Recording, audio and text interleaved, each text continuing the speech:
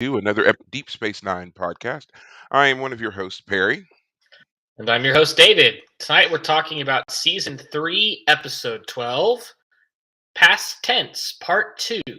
Before we continue, you can find us on Twitter, Facebook, Spotify, and Apple Podcasts, and YouTube as The Fire Caves, a Star Trek Deep Space Nine podcast.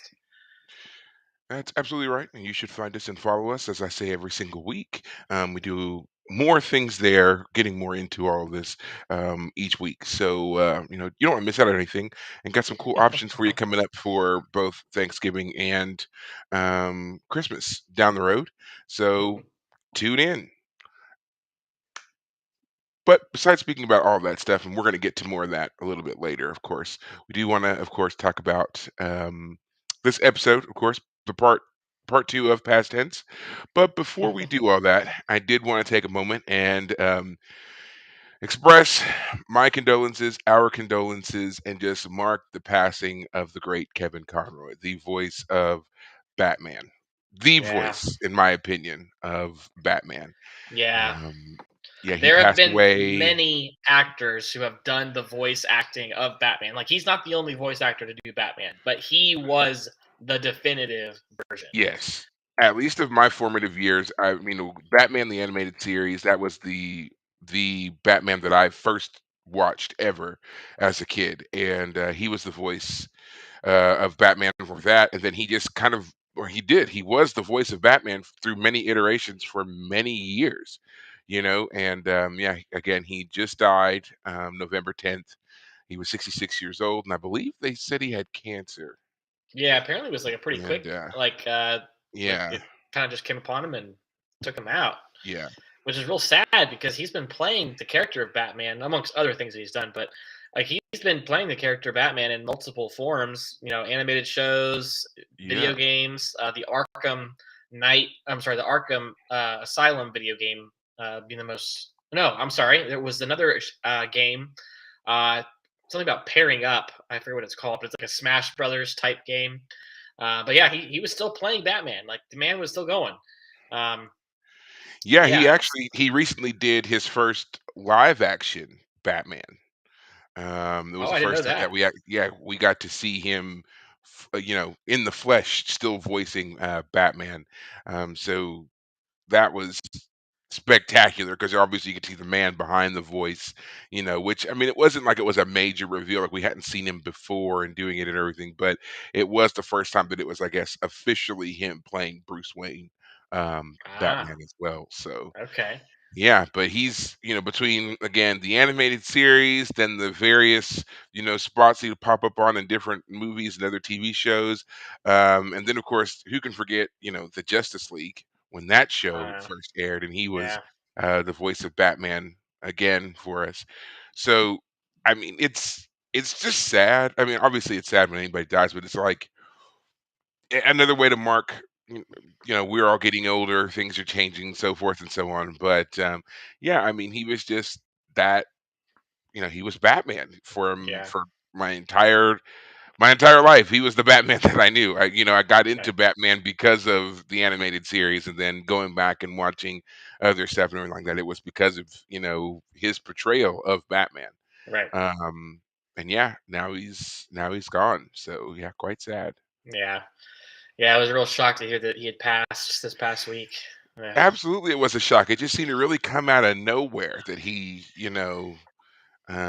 died, and just shy of his 66th birthday. I mean, I think we officially count him as being 66, but his birthday is November 30th. So Oh, really? he didn't quite make it. Oh, wow. So, yeah. Man. Crazy. Crazy. I think it'd be weird to die on your birthday. Like, Yeah. would that be weird? Like, I'm sure that it's happened. I'm sure that there have been Oh, plenty of yeah. people who have died on their birthday, but I mean, I think it would just always strike me as strange whenever Yeah. you hear it, you Right. know? Well, if there are 365 days in the year, that means one out of 365 people are statistically gonna die on their birthday. Yeah, that's what I'm saying. Like I said, I'm sure that it happens. I'm sure it's far more common than we think, but I still think that it would be strange when you find out that someone died on their birthday, Yeah. you know? So, I don't Ah, know, I man. guess it's like we just deem birthdays as special, but I mean, ultimately, it's just another day. Like, I'm sure that it's happened plenty of times, but still, think about it. Every person, like, if you look at people who've died on their birthdays, I'm sure that it always just seems so unusual. Yeah. Oh goodness. All Yep. that to say, we're really gonna miss Kevin Conroy. I know I went through like this weird kind of, sad nostalgia moment, and I started watching like my favorite Batman episodes and stuff Mm, just to like remember, like I remember it was on the Superman show. The Superman, the animated series, kind of they were following in the footsteps of the Batman animated series. right. And they when they did the crossover episode Hmm. where Batman comes to Metropolis, Metropolis. Yeah. and it was a As the great playboy, episode. and he's Yes, sweeping Lois Lane off her feet, and yes. Clark is all jealous, and then And then yeah, when Superman, uses his X-ray vision to see who's behind the cape and cowl, of course, and then Batman one-ups him by following him back to his house and like, yeah, with he the little tags him. yeah, Yeah. yeah, I was like, that's great. Like whoever, like even for a cartoon, for a kids show, like they wrote that so well. Like Batman just kind of one-upping him. It's like he didn't just see who you are. Like he knew you had a secret identity, and two, he found you all the way back at your house. Like he right, didn't have to like surprise you or whatever. He found you out. So right, yeah, just it was a great episode. And then my other favorite is also in the Superman show, but it's where Batman goes missing. And so some criminals come to Gotham, or not to Gotham, but to Metropolis because Batman has gone missing in Gotham and they feel like there's no challenge in Gotham. So they've come to Metropolis to try Superman. And Superman's like, nope, we're not doing this. So he goes looking for Batman, and he ends up impersonating Batman while trying to track down Batman.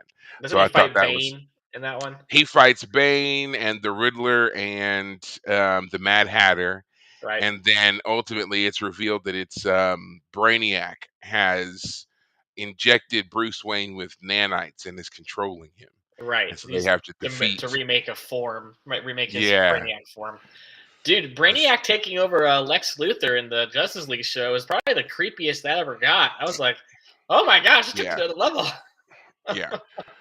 They did that a couple of different times. That was always his kind of the MO there. Someone being, taken over by Yeah, Brainiac or Darkseid. There's a whole arc where Darkseid brainwashes Superman, and he almost beats the whole world into submission before finally realizing, what's really going on there. But yeah, great episodes. And then of course in the Justice League, the episode where they're fighting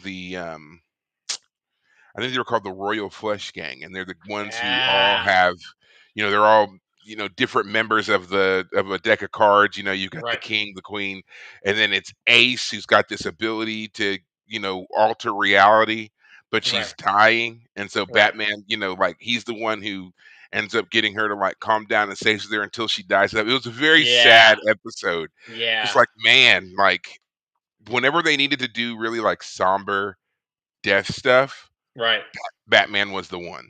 He was yeah. the way to go. Yeah, he was great in that So, episode. And Waller says someone needs to go in there and like terminate her with this special device before like her psychic powers blow up the city. And Batman like doesn't say anything, but he like just grabs the device and just like walks in. And as soon as he gets in there, she's like, "So are you here to kill me?" And he like I think he like crushes the device or something, and basically proves to her that he's not there to kill her, and just sits there and she's on the little the swing, and they just he just sits there with her. He doesn't comfort her in any sappy way. Like she right, knows she's dying, he knows she's dying, and he's not there to like make it better in any he know he can't make it better. He's also not there right. to like he's gonna sit there with her and just like if she blows up the city with her psychic powers, it's not gonna be because well, I mean, if it happens, it happens. It's basically Batman's perspective. Yeah, Is like I'm going to be here for you, which is yeah. so Because like great. 'cause, like, Yeah, in the episode, everybody else was, like, wanting to fight and confront her, but he right. just was like, "No, that's not necessary," and And he of course, we know yeah, that Batman. His parents died when he was a child, so he can relate to a little girl in a traumatic situation, and he knows that there's no real way to fix the situation. He's just someone needs to be there with her. Yeah, beautiful episode, beautiful character, and Kevin Conroy just knocks it out of the park. He was, I mean, I am vengeance, I am the night, I am Batman. I mean, yeah, no one else will ever be able to say that line. That was Kevin Conroy's Batman who said that line. Anyone else, they can have their own Batman, their own take, their own version, but that was his Batman, his line. yeah. Yeah, he definitely did a lot to really kind of, make that character so huge and dynamic. And like you said, there have been many people who've played Batman, who have voiced Batman, all that stuff. But I think that it always came back to Kevin Conroy. At least when it came to the voice acting and the portrayal, it always came back to him. Despite the fact that again, for the most part, it was all animated. His work was all animated. We Yeah, never really saw him, truly suit up and do any of that stuff. He was just the voice actor. And he also excelled at the Bruce Wayne voice. That was mhm, not his normal voice, like some people thought, that was his normal speaking voice. And I mean, don't get me wrong, it's very close, but even he has admitted in many interviews that right, he intentionally framed that voice a certain way to seem lighter and more playful and joyful because he knew there had to be a difference between Bruce Wayne and Batman. And right, he, really worked on that, mhm, and that's just not something that we saw anyone else really do. right, It was like even when they were portraying Bruce Wayne, they never totally put down being Batman. You couldn't really see it as a split. With Conroy, it was almost like, dual personalities here, right. it just it was a great performance and then it aged up so well. Like from watching it as a kid to the various video games that he was the voice in, to the other different movies, which they became decidedly darker and more complex as Right, time went on. right. But yeah, he was it.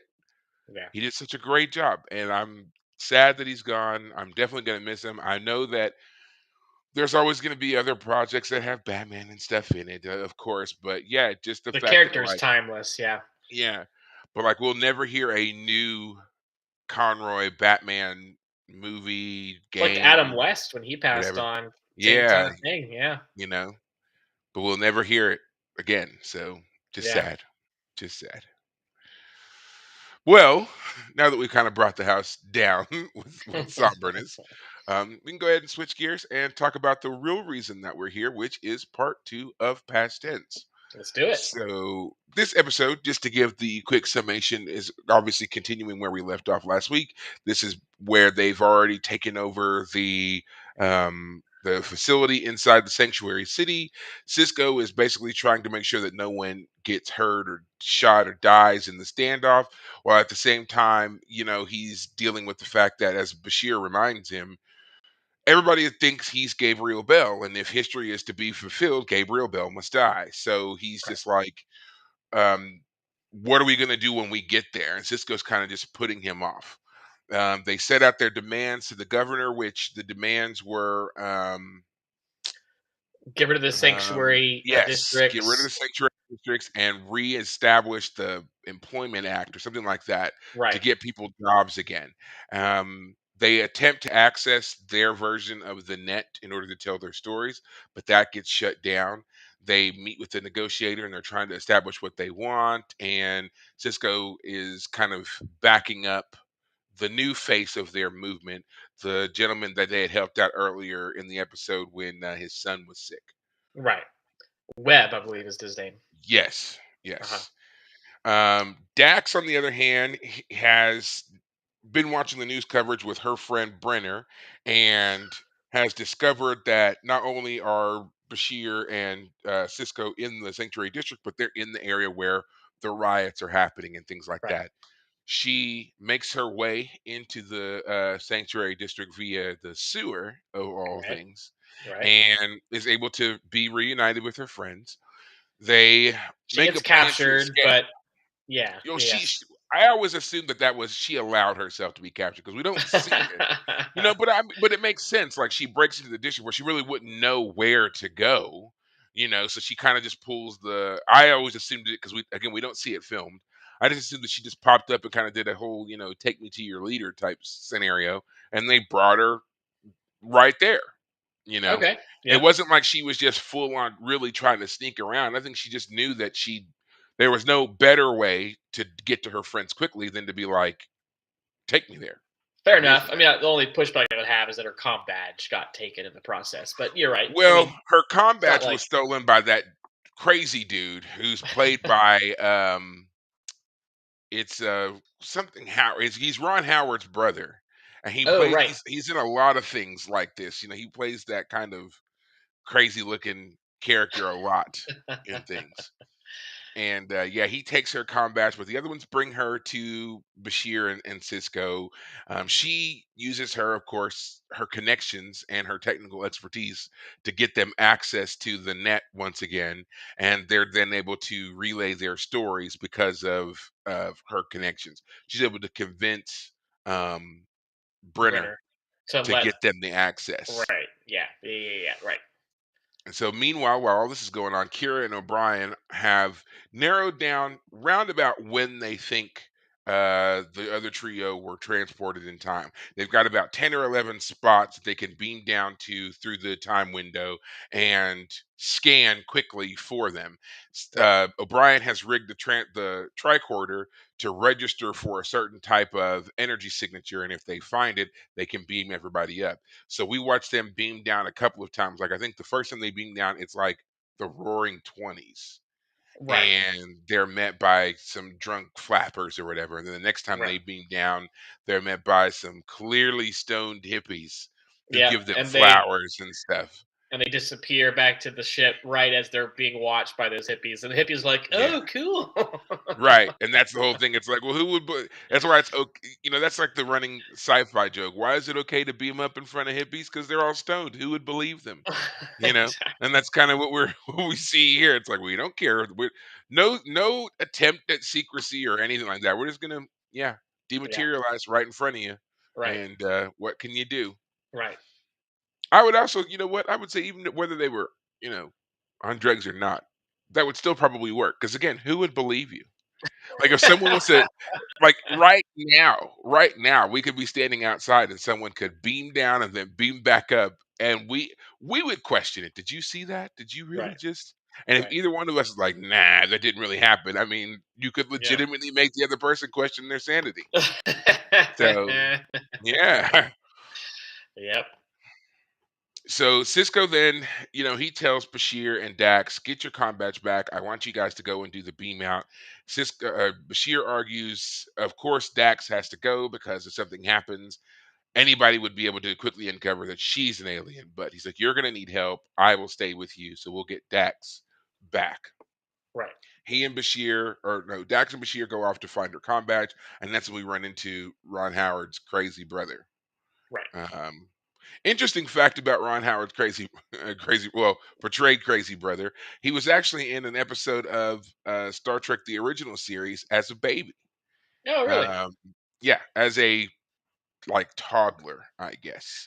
And he played an alien who was basically infinite years old, but like never I guess Aged. aged beyond being that size, but of course wise beyond his years and so forth. But yeah, he was so he's been in Star Trek for quite a while, playing aliens, which I guess makes sense.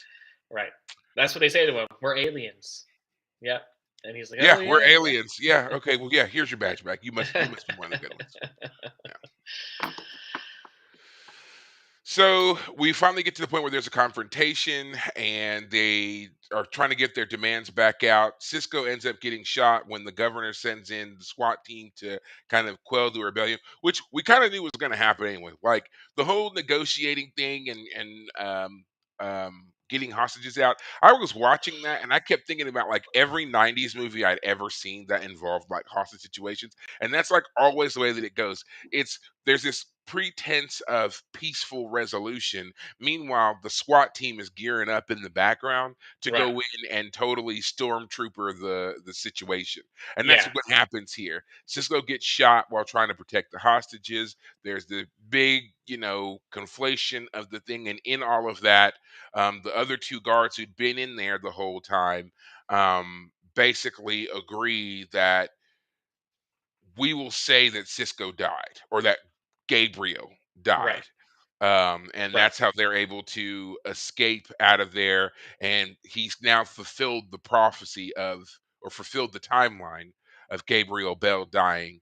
And we Right. watch as they leave, and the two guards are left standing there, and they're kind of like, you know, almost like they're seeing the world for the first time and the craziness that. Sorry, I, I must have said the key words in the algorithm, and the thing turned on. But yeah, so it's like they're seeing the world for the first time and really realizing they have to do something to change Right. things. And then on the Defiant, Cisco is recovering. Bashir brings him a pad, which is showing that how history has been restored, only with a slight tweak of the image of Gabriel Bell is not the original Gabriel Bell that we saw die in part one. It Right. is now Yeah. Cisco's face. Yeah. So Yep. Yep. that's essentially it. That's essentially the episode. Yep. Yep. That's right. But what did you think of this one? What did you think of the ending now of past tense? Well, I was like, well, I might have to say that. I mean, I mentioned it last week, but I have very strong opinions about how time travel stories should be told, and I feel like this episode just kind of confirms the problems I have with that type of storytelling. Which, as we just said, it's not that Graham Bell, the man who actually was Gabriel. Graham Bell, I'm sorry, Gabriel Gabriel. Bell, was I want to say Alexander Graham Bell every time. Alexander Graham Bell, Gabriel. Anyway, it's not Gabriel Bell, like the real man in his face, or lost to history. No, it's Cisco now. Well, does that mean that Cisco, like when he was younger, learned about himself being? No, he didn't. He still remembers it the way it was. And now, does the Federation now remember it that way? And like they knew the whole time. Like it leaves all these questions about like how does the You know, picture end up coming through history to this moment? And it just makes me mad. I'm just like, you you should know, have just you left it alone. you bring up an interesting point, because that happens time and again where somebody goes back in time and supplants the original person, and it's kind of like a Yes. we always are supposed to take it as kind of like a wink and a nod, like the timeline was preserved, but Right. we know that it was really this person. You know what, Yeah. that could be a whole Star Trek show in and of itself, of people who go back and fix the timeline to make the real people be the thing that they were supposed to be. Like, Yeah. okay, we're Exactly. gonna, because I mean, obviously they had to write up some kind of report about what happened, right? Right. So that could be like they could have a temporal agency, and it's like, okay, we know that John Luke.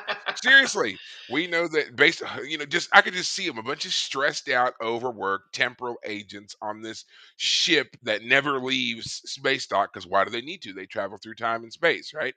And so basically, they just get this another report. Someone walks in like, "Ah, Picard's done it again. What? He traveled to San Francisco and his damn android's head got found. We got to go back and fix that. Like that could be like the whole show is them just Dude, correcting everybody's mistakes to make the timeline work. dude, I don't know if you're aware of this, but you're effectively describing part of the plot of the Marvel show Loki. Because in the Loki show, there are people and characters who get outside of the sacred timeline, and so the TSA or whatever they're called is tasked with keeping the sacred timeline intact. And the events of Avengers Endgame cause Loki to be out of time. Anyway, that's what happens in that Mm. show.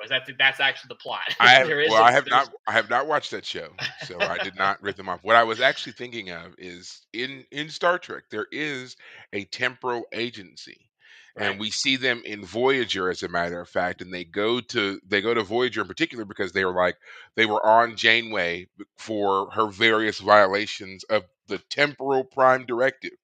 and Right. they make her do certain things to reestablish the timeline to a certain point. There's a Right. couple of episodes where they have to deal with temporal agents who are like, yeah, Voyager w- was the cause of this massive explosion or whatever. So we've been sent back in time to stop you from doing this, stuff like that. So it's like, okay, Right. clearly you have that Starfleet has advanced enough that they have a temporal agency. So it's just like, Right. yeah, that would be a show I would love to watch where it's just they go back and they fix stuff like that. So they um like, I mean, Gabriel Bell died. We Right. know that. But I guess the fix here would be to alter the record so that Cisco's face doesn't show up. The original Gabriel Bell's face shows up, you Right. know. Exactly. Um Yeah. it would be a simple enough fix, but I would love the hijinks that would ensue behind doing it. 'Cause they'd have to go back and infiltrate this moment. They would have to cleverly be ducking and dodging behind It'd be great as a clearly, comedy. Yeah. yeah, Yeah. clearly stunt doubled actors who are like doing the scene that we remember in the background while Right. we're focused on the temporal agent hunched over a computer, fixing the Right. picture and stuff. It'd be Right. great. Yeah, it would have to be a comedy, but it would be an important comedy. Right. Yeah, hey, Paramount higher ups, telling you, that's your next show. That's your next Right. show right there, The Temporal Agents. Right. So, I would watch And, that and yeah. laugh. Again, it'd be great as a comedy. Which I mean, the Loki show is partly a comedy. So that is part of it, but more action. Being a Yeah, Marvel show and all. But anyway, the reason I bring up the whole Cisco being Bell and all that, and his picture, and is like, the whole point, the whole reason ultimately that this episode is a two-parter is not because really the plot demanded it. Frankly, it's because it left us with the cliffhanger in the last episode. Oh, is Cisco going to have to die in order to save the timeline? And I mean, obviously, we're here in the future, and we know the show goes on for several more seasons. I mean, so when that for episode first aired, okay, maybe we can go, oh, I don't know, is Cisco gonna die? Is Avery Brooks gonna leave the show? But yeah, I mean, basically, what I'm getting at is like there aren't any. I never at any point really believed that Cisco was really in danger. It just was like, okay, I'm just waiting to find out how he gets out of it, and he gets out of it because Bashir is there and he just saves him. Which on some level I was like, okay, that's maybe that makes sense. The original guy, he didn't have anyone to save him, and so yada yada yada. Things continue. Um, but it means that the whole like threat of him dying is lost. Like it loses its punch and its power by knowing that Cisco's going to be fine on some level. I mean, maybe if some time traveling shenanigans would actually be what caused him to be saved. So I mean, I don't know. What I'm getting it's at, the difference between like how they do time travel in Star Trek and like Doctor Who. Because what you're talking about, I was thinking about how in Doctor Who they frequently talk about how while he travels all through time and space, there are certain moments that are time locked, which means they cannot be altered, they cannot be changed in any particular way. So once you start down a certain path and you do certain things, you are now locked in no matter what. And there have right, been several great episodes of that show where people have thought, nah, we can circumvent it, we can get around it, ultimately to be at the very end and no, you can't. And it's always a sad ending. It's right, always, a kind of a tragic ending when you realize that these creatures, these characters that you've come to know and love are now locked forever away because there was no way to get back to change that it. particular Right, moment in time to alter it or anything like that. So it kind of puts a certain rule on it, which we don't have here, at right, least that we don't see in this episode. right, Cisco is able to escape the fate that should have been, like if this was a Doctor Who episode, the death of Gabriel Bell would have been time locked. So if he right, died elsewhere and Cisco assumed the persona of Gabriel Bell, Cisco would have died if this had right. been a Doctor Who episode. There would not have been a way to escape that. Gotcha. So And frankly, that's probably a reason why Doctor Who is such a great show, and because they're willing to take those risks. I mean, it's a different show, different parameters, so let them be different. I'll be fair there. But again, my point is that I didn't feel any real tension in this episode because I didn't feel like I had any reason to believe that the story was going to go in any really truly drastic direction. Um, so I was disappointed in that sense for that. And like Dax, I don't feel like Dax had much to do, frankly. She's just there to be a pretty face and convince this guy to just sacrifice his career in order to give the residents access to the internet. And like he even says it, like, I'm gonna lose my license, but my ratings will be amazing. And I was just like, Which I mean, I love Dax, and she's a pretty face, but well, and that's the other part of the episode too that kind of just makes you like, I mean, you just that's again one of the troubles of the 90s was that they they wrote the character of Dax to be so brilliant. She's this brilliant scientist, and yet in most instances when we see her doing anything, she's getting over on people because she's just so shockingly beautiful. They can't imagine not doing whatever it is that she wants. Like, right, that's why he helped her in the first place. She was right, passed out in the basement, basically, in but the because subway or he something. thought Yeah, she was, yeah, because he thought she was so beautiful, he stopped to help her, you right, know? And we learned that this guy obviously is a person of privilege and influence and so forth, and yet it never had occurred to him to look beyond and to help other people and everything else. But Dax and those eyes and those spots has gotten yeah. him to just reconsider And that hairdo, everything. dear Yeah, God, the hairdo she has in this episode. man, man, don't even. Yeah, it's like they intentionally find other ways to make her ugly. It's like I we're gonna know, right? like yeah, we Uh, know that she's beautiful. We know she has great hair and all that kind of stuff. We're gonna hide it in this weird. I don't even know what you would call I that. mean, That was honestly, it would off. have made much more sense if they had like decked her out to the nines. Like that's the reason she convinces everyone is because she is that beautiful. Right. She's the one who like changes history or gets things back because she like tells people to go pay attention to that. I don't know. Like the whole thing, like she crawled through the sewers and she then crawls back out, and then we have O'Brien and Kira, and they're jumping through time, and oh, what do you know? They just barely figure it out just in time. And I was like, Hmm. of course, that's how these stories go. You always have to, push the characters to their limit. But I never felt like. Let me put it this way: I've seen our characters do hard things before. I've seen them struggle to overcome obstacles, and in this episode, none of our characters I felt like really had to overcome anything, or at the very least, because I know it's a show, I never felt it. The characters in the episode are having to deal with things, and let me be very clear: the acting is still great. Like I'll get to Yeah. some of that in a minute, but Yeah. in terms of Yeah. We're storytelling, I was just kind of like, eh, here we go. so So So you know how we've often said this should have been a two-parter. Like we've talked about that with multiple episodes. This should have been a two-parter. right, I feel like this episode fails to earn that. And it yes, is a two-parter.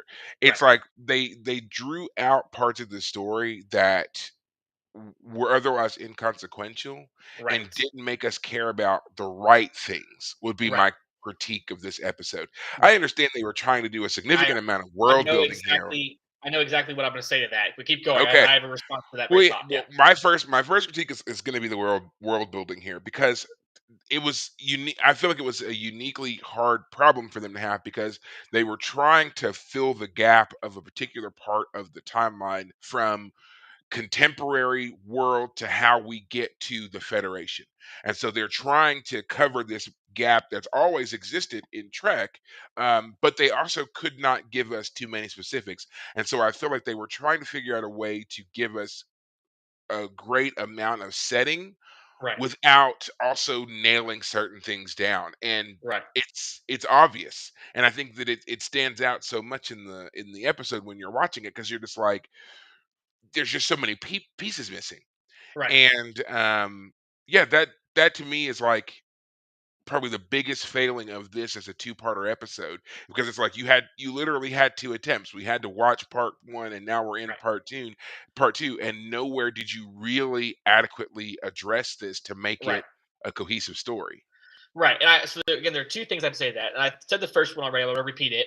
The reason this episode is a two-parter is because it allowed us to have a cliffhanger ending at part one, where Cisco claims the identity of Bell. Therefore, if Bell was supposed to have died in the past, and we're having to repeat the past, and that means that Cisco is possibly in danger of dying.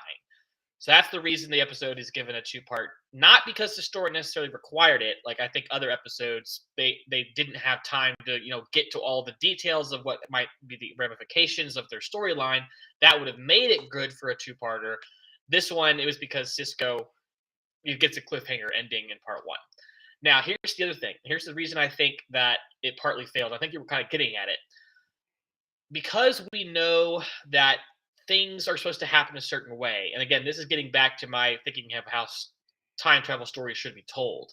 It would Hmm. have been much more interesting, in my opinion, if instead of Cisco and Bashir taking on the identity of Bell or whatever, it'd been much more interesting for Bell to have lived and for them to have become friends with Bell and them to know that Bell is going to die and them trying to Ooh, balance ooh, the okay, trying to save all of the benefits of Bell's death and this revolution, but also trying to like salvage things. Like Bashir in okay, particular is in part one is more focused on that, where like he's a doctor, but he's like at one point like he's not a doctor. I'm not a doctor anymore. He says like no, I want the tension between Bashir in episode one to continue through. Like this man knows things. He could save okay. lives, but S- yeah, So what you're talking about, there's actually a Star Trek episode that does exactly this, and it's called "The City on the Edge of Forever." It's a original series episode, and it is ooh, considered one of the best episodes of that series. okay, And just to give you a quick summation of that episode, it involves Dr. McCoy gets an accidental overdose and it drives him crazy, and he ends up like fighting off a bunch of people, and he beams down to this rogue planet where the Guardian of Forever lives. And the Guardian of Forever is this giant gateway that's kind of like it keeps a record of all time, right? And, of all okay, space. And McCoy accidentally jumps into this thing, which puts him back on Earth in like the Depression era. And okay, so Spock and Kirk have to go back and get him because um, they see from the Guardian how time has changed because of something that McCoy did when he went back in time. So they had to go back to stop him from doing whatever it was he did. And so okay, so they go back in time. They're trying to find McCoy and then figure out what it is that he's done. right, Meanwhile, while they're doing that, they end up staying at this like soup kitchen slash shelter that's being right, run by this woman who's a social worker. Her name is Edith Keeler, and Kirk gets real close with her. They become friends. They become a little bit more than that, and she's of very course, also she's very intuitive, and she like knows certain things about them without actually saying it, and there's some pretty interesting moments there. And then they are finally able to track down McCoy, and they start to realize where the split in the timeline is, and it has something to do with this woman. They're just not sure what it is that McCoy does until at the very end. So at this point, Kirk's already fallen in love with her, and she's obviously digging him, and they're together and all this stuff. And then the realization is she has to die. In order for the timeline to be preserved, she has to die. And that's what McCoy did that altered the future. He saved her life. And right, so in the last moment, Kirk has to stop McCoy from saving her, and he does, and they basically watch her die in front of them. uh, And it's a sad episode, it's a sad yeah, moment, all of it. And they get that's back what to I'm the getting at. Enterprise, right? Yeah, And they're just and like McCoy's all bitter and stuff because he's like, I could have saved her. You right. stopped me. I could have saved her. And he's just like, do you have any idea what you did? And Spock's like, yeah, he knows. And like Kirk is just completely distraught Right. because he let her die.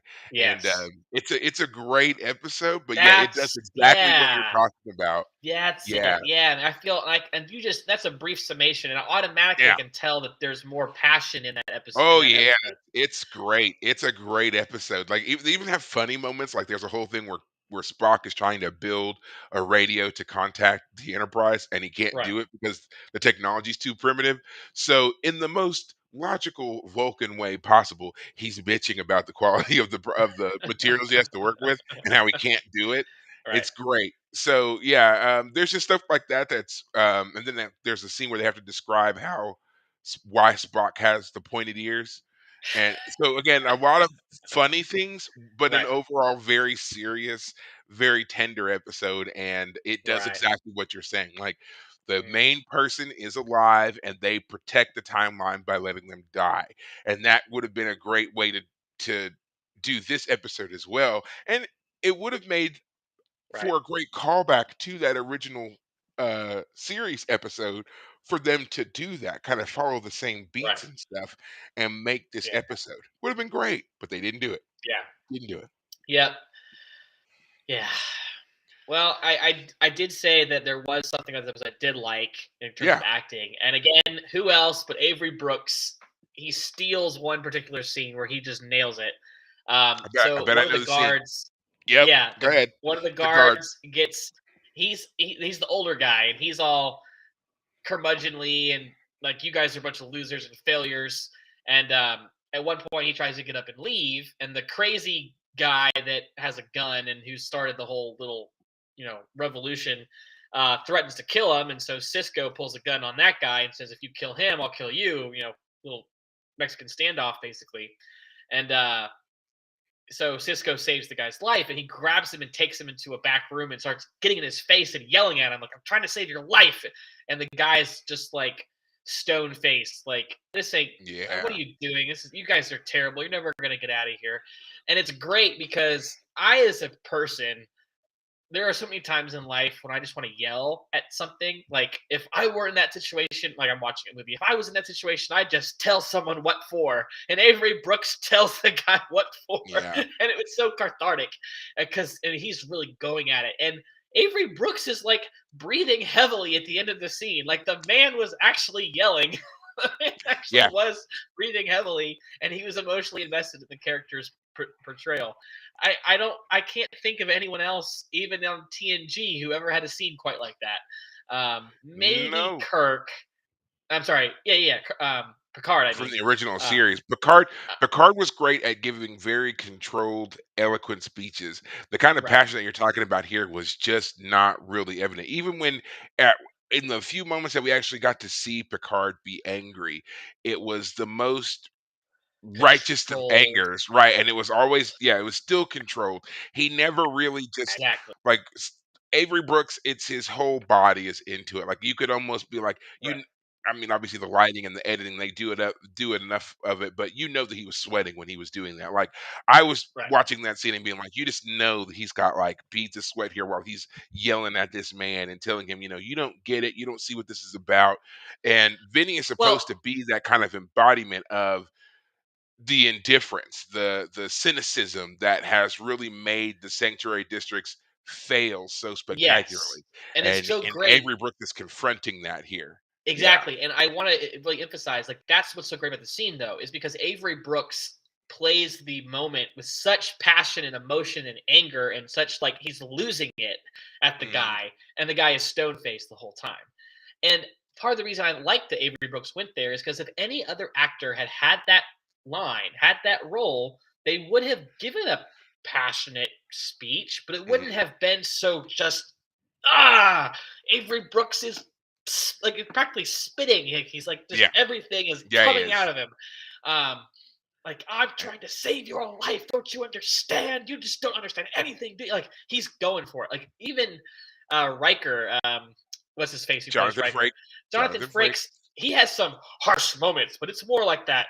Yeah. You know. Um, He learned from Picard. So again, he's kind of yes. he's a bit more indignant, but he's definitely still more on that righteous path here. Right. He's not going to go for it as much. And I love Avery Brooks' delivery at the last part of it. He's like, I want you to get back in that room, sit down, and shut up. It's just Exactly. like Yeah.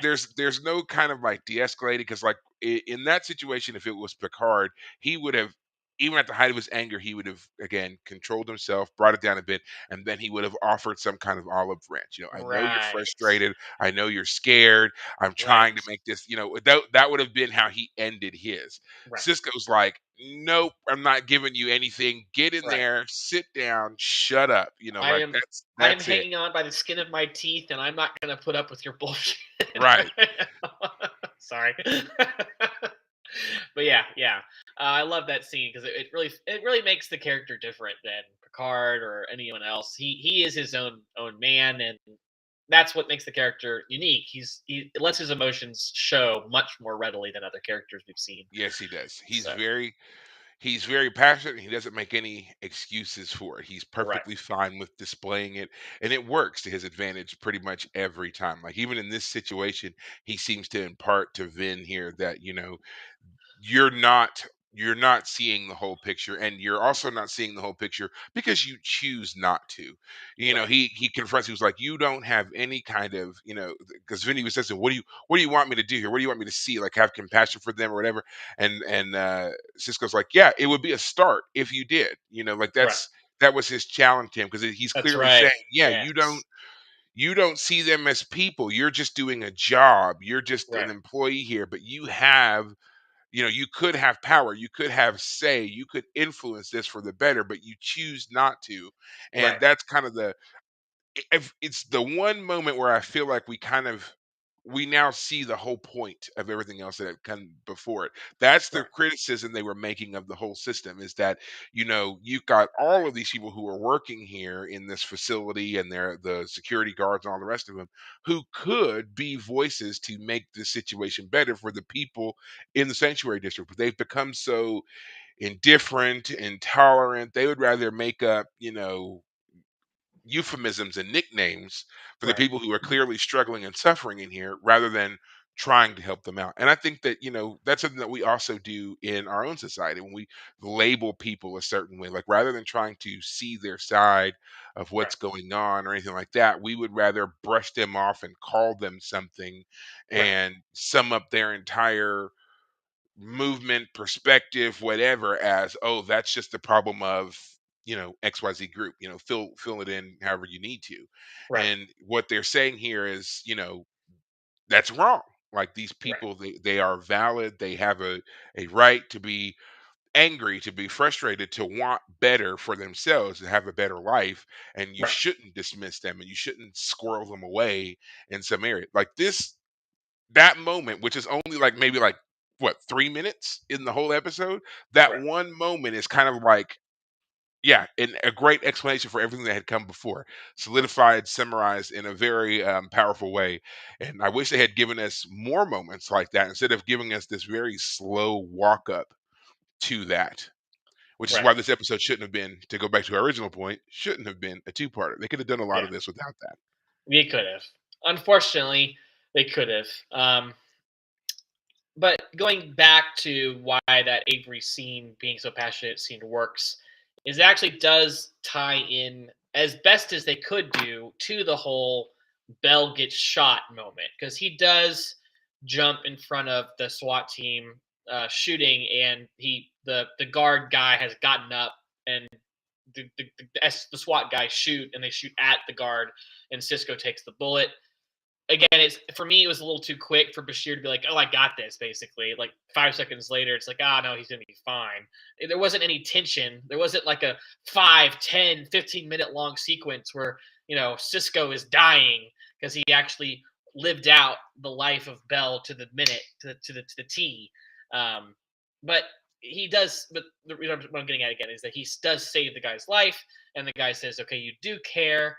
And then that leads them into, like, he changed his mind. He sees the guard sees all the dead bodies and said, "How did we let it get like this?"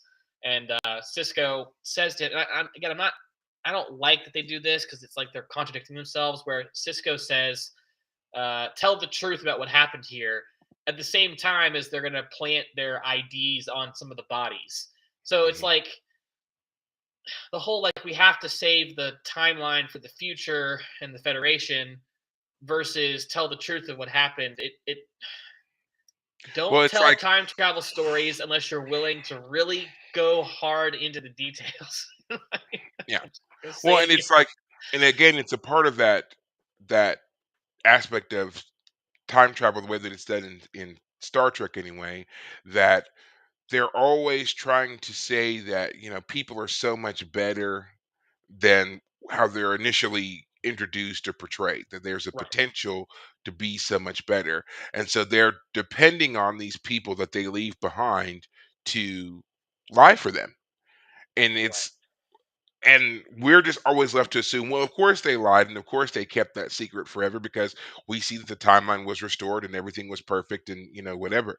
That's That's probably the biggest conceit that they have in Star Trek when they do these time travel stories. I was just thinking of the First Contact movie, and that whole movie depends on not just like one or two people keeping the secret, but like scores of them, because there's a whole scene where they're like working with people from a whole, like they're working with the whole community from a different timeline, and they're, teaching them things, and they're doing all this. I don't want to spoil it for you because I know you haven't seen it yet, but there's just this whole bit when you get there, when you watch it, you'll be like, this is the scene, this is what he was talking about.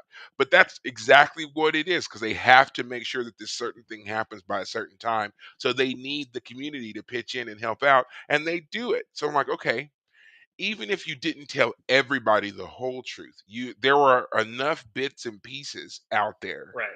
that no one person would have been able to refute everything else. But yeah, it was just, we promise, and at the end it's like, we promise not to tell anybody, and then Right. they go back to wherever, and we're just like, yep, that's it. No one tells anybody. Right. Now, to continue the Trek lore in the timeline, there's actually, the First Contact movie is theorized to be where the mirror universe begins. Really? So yes, so we've already seen bits of the mirror universe, and we know, like, if you've watched the original series, that was where the mirror universe, first originated as an idea in Star Trek. Right. But when they try to pinpoint a moment where the timelines diverge to create this alternate mirror universe where things are terrible, it's that moment from the First Contact movie, and they hint about it in the Star Trek show Enterprise. And Hmm. it's that, um, Zefram Cochrane, the inventor of the first warp engine, he's the focal point of the First Contact movie. And so in the show Enterprise, he tells a story about what happened at First Contact. Right. That is the actual truth, not the one that he told that leads to Starfleet, but it's the other story. So according to the way that the timeline is supposed to work and diverge and everything else, um, the story that he tells, whereas in the Starfleet universe is taken as a joke, in the mirror universe is taken seriously. So then when First Contact happens, on Huh. their side, there's the split, there's the Divergence in divergence. history. Huh. Yeah. Gotcha. So, but we'll Huh. talk about that later, because you haven't watched that movie yet, and I don't want to spoil it for you any more than I have, telling you that Zefram Cochrane's in it. But I mean, Gotcha. yeah. Well, So I just looked it up, 1996, and if we're in mhm. 1994 right now with Deep Space Nine, that means we got a while to go before I guess I'm allowed to watch First Contact. So, Not really. You just need to watch. Well, so we're in season 3. So I mean, yes, when season 4, once we get probably 3 episodes into season 4, you could watch it, and it doesn't really do anything to the timeline. It's Worf, just, is yeah, it gonna Worf affect is anything?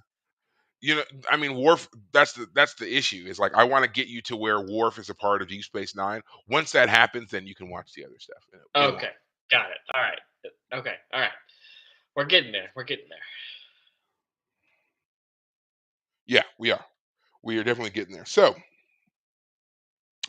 final thoughts on this two-parter that shouldn't have been. Yeah, I think we've already hit all the high points, all the major bits.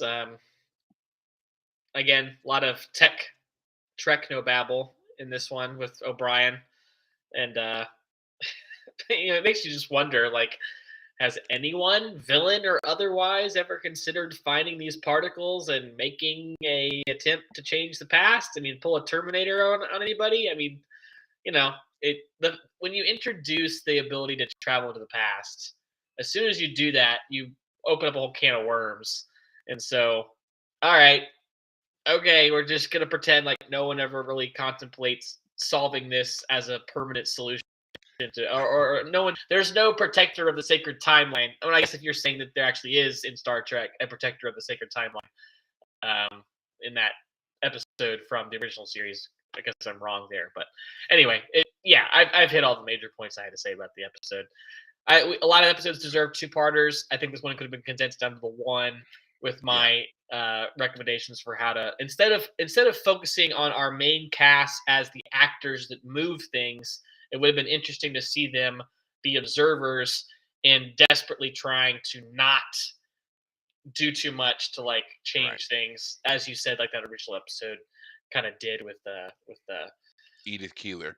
yeah. So yeah, if you're ever just wanting to see how an episode like that was done in the '60s, go and watch it. It's The City on the Edge of Forever.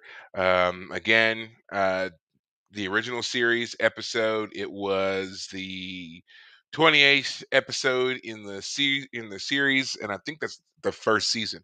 So yeah, because that was back when they pumped out shows like candy. So yeah, so yeah, 28 episodes in a season. We don't get that anymore for sure. Um, Quantity over quality, or Hey, I mean, this was clearly quality. Again, it's considered one of like a must-watch episode for yeah, hardcore fans. Like if you are going to say that you are a Star Trek fan and haven't seen City on the Edge of Forever, you are not a Star Trek fan. There are certain episodes that are like that. So yeah, you just have to watch them. So if you haven't seen it yet, go watch it. Yes, it's dated. Yes, it was the '60s. You're going to have to deal with and look over and gloss over a lot, but still, there's a lot you can get from this episode that informs you about the characters that you know and love and so forth. So it's right, still a great one to watch. So go do it. gotcha. My final thoughts on this episode again, not bad. Like once you take out some of the filler moments, it is a great episode. Like I wish it had been condensed down to give us more. I do understand why they were trying to kind of do this bit of world building here, but it often comes off as very flat and ambiguous. So there's just not enough here, in my opinion, to make this episode um, really, pop the way that it should have. Right, And if they had condensed things down or given us a bit more complexity with some of the other characters, not our main three that are in this, but other people that were supposed to right, be important, right, this definitely would have made for a better episode. right, Again, still good overall. I still like how it works in the overall timeline of Star Trek. I do, as I said last week, they have, kind of retconned a lot of this in other Star Trek shows, in particular Picard, and Picard kind of addresses some of those things a little bit in the same area. They're also in California in right. those episodes as well, but they help to kind of explain how it's a bit more contemporary. So it's unfortunate we had to wait 30 years basically to get the necessary retconning to address some of this, but hey, you know, Right, it happens. right, But yeah, I would still say it's an episode you should watch. It's still a great episode. Avery Brooks gives a great performance as always. Um, yeah, we like it. So right. Yep, yep, yep, yep. now, so now just want a quick update. As I said before last week, Lower Decks is over. Prodigy is in full swing.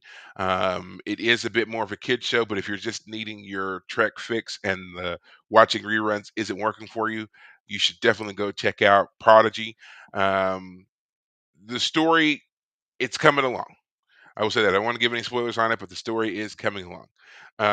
Now, this week, we've got, well, I'm going to be doing preparations for Thanksgiving for the rest of this week because, Thanksgiving Yeah, is actually next week. So yeah. I want to be ready. I want to film some things. I've been trying to go back and forth on how I wanted to do it. Like, did I kind of want to do, like almost like a cooking show type deal or not? I'm not going to do that. I don't really have the infrastructure for that, and I don't want to try to invest to get it on such short notice. But Right, what I am going to do is I will film like short clips or whatever, and then just put it together into just one video that will probably not be any longer than like 60 10 seconds. minutes. Yeah, at Oh, 10, right, I was going to say 10 minutes at a max because right. though there's one thing in particular that I want to make that I know it's a bit involved. So that one might take several different steps. So that might make it a little bit longer. But yeah, that'll be it for that. So stay tuned for that. It'll be on our YouTube channel, of course. And you can tell me, pass fail, would you eat it? Wouldn't you eat it? So forth. Okay. And we'll go Sounds from good. there. All right. Well, guys, I think that's going to do it for us tonight. As we say every week, until next time, take care of yourselves. Thanks, guys.